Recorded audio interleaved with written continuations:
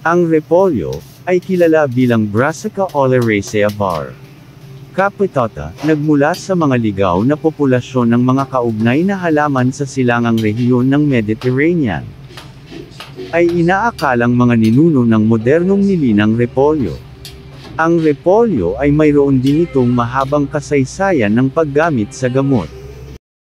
Mayroong maraming mga sanggunian sa paggamit nito para sa iba't ibang layunin gaya ng pag-iwas sa paglalasing, pananakit ng ulo, mga sakit sa tiyan, at maging sa kanser. At maging sa modernong panahon, sila ay nasa ilalim ng pagsisiyasat bilang isang paraan para maiwasan o magamot ang paglaki ng dibdib sa mga nagpapasusong ina.